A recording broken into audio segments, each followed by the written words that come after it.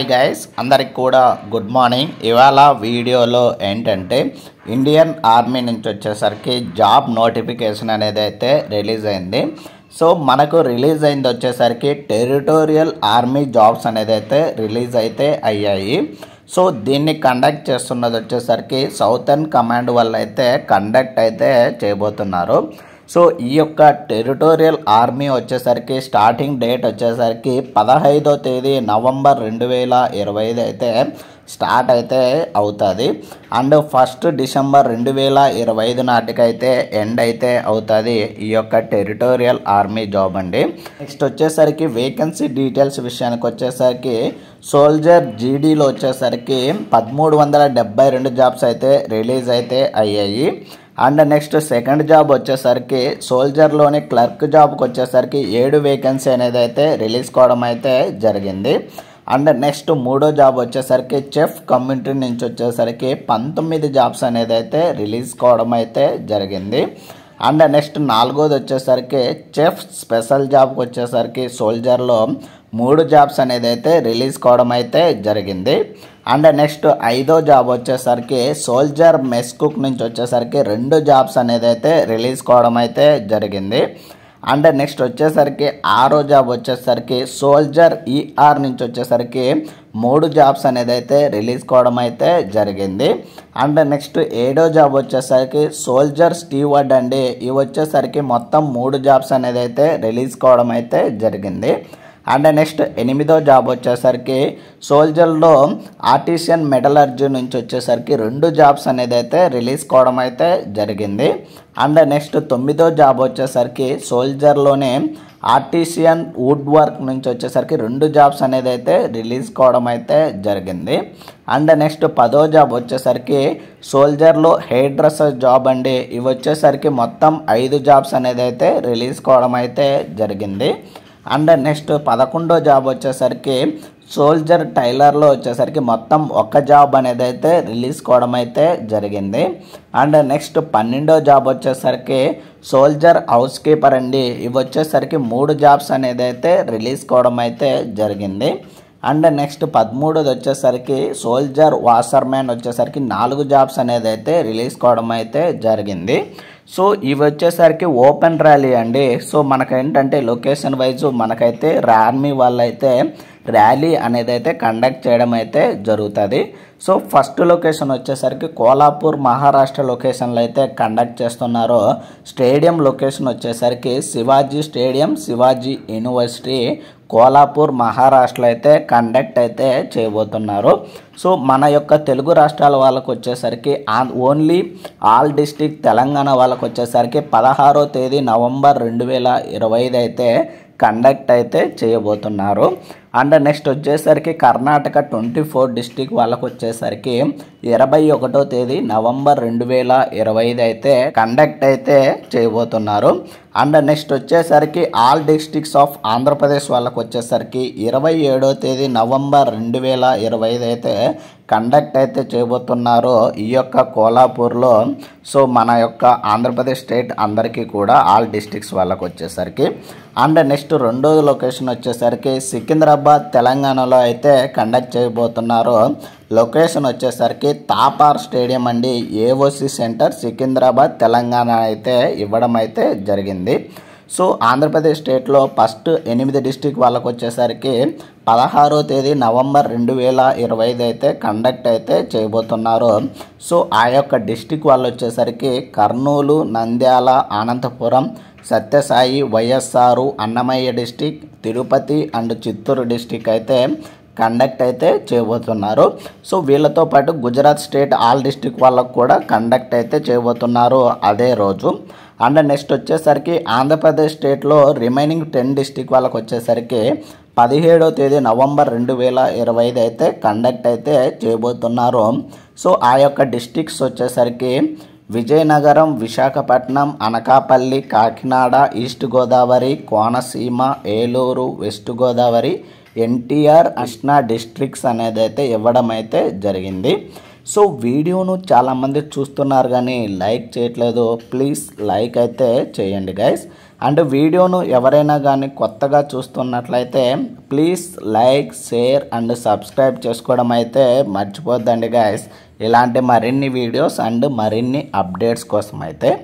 And next వచ్చేసరికి తెలంగాణ స్టేట్లో 11 డిస్ట్రిక్ట్స్కి అయితే 18వ తేదీ నవంబర్ 2025 అయితే కండక్ట్ అయితే చేయబోతున్నారు. సో ఆ యొక్క 11 డిస్ట్రిక్ట్స్ వచ్చేసరికి ఆదిలాబాద్, అండ్ నెక్స్ట్ వచ్చేసరికి హనుమకొండ, హైదరాబాద్, అండ్ నెక్స్ట్ వచ్చేసరికి జన్గాన్ నుంచి Jagtial, Karimnagar, Khammam and Kamareddy and other districts అనేది అయితే ఇవ్వడం అయితే జరిగింది. అండ్ నెక్స్ట్ వచ్చేసరికి రిమైనింగ్ 11 డిస్ట్రిక్ట్స్ వాళ్ళకు వచ్చేసరికి తెలంగాణ స్టేట్లో 19వ తేదీ నవంబర్ 2025 అయితే కండక్ట్ అయితే చేయబోతున్నారు. సో ఆ యొక్క డిస్ట్రిక్ట్స్ వచ్చేసరికి నల్గొండ, పెద్దపల్లి, రంగారెడ్డి, ఆ నుంచి రాజన్న సిరిసిల్ల అండ్ సూర్యాపేట్, సంగారెడ్డి, సిద్దిపేట్, వికారాబాద్, ఆ నుంచి Wanaparthy and Warangal and Yadadri Bhuvanagiri districts.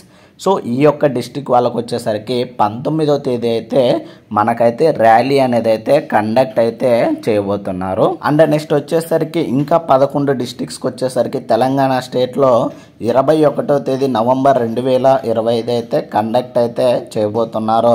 So ఆ యొక్క డిస్ట్రిక్ట్స్ వచ్చేసరికి కొమరం భీం, ఆసిఫాబాద్, ఆ నుంచి మేడ్చల్, మల్కాజ్గిరి, మహబూబ్ నగర్, ఆ నుంచి మహబూబాబాద్, ఆ నుంచి మంచిర్యాల, మెదక్, ములుగు, ఆ నుంచి నిర్మల్, నిజామాబాద్, ఆ నుంచి నగర్ కుర్నూల్, ఆ నుంచి నారాయణపేట. ఈ యొక్క డిస్ట్రిక్ట్ వాళ్ళకు వచ్చేసరికి 21వ తేదీ అయితే మనకైతే కండక్ట్ అయితే చేయబోతున్నారు. అండ్ నెక్స్ట్ వచ్చేసరికి ఆంధ్రప్రదేశ్లో 8 డిస్ట్రిక్ట్ వాళ్ళకు వచ్చేసరికి 22వ తేదీ నవంబర్ 2025 అయితే కండక్ట్ అయితే చేయబోతున్నారు. ఈ యొక్క ర్యాలీ అనేది సికింద్రాబాద్ లొకేషన్లో అండి. సో ఆ యొక్క డిస్ట్రిక్ట్స్ వచ్చేసరికి పల్నాడు, గుంటూరు, బాపట్ల, శ్రీ పొట్టి శ్రీరాములు, నెల్లూరు, ప్రకాశం, శ్రీకాకుళం, ఆ నుంచి పార్వతీపురం, మన్యం అండ్ అల్లూరి సీతారామరాజు డిస్ట్రిక్ట్స్.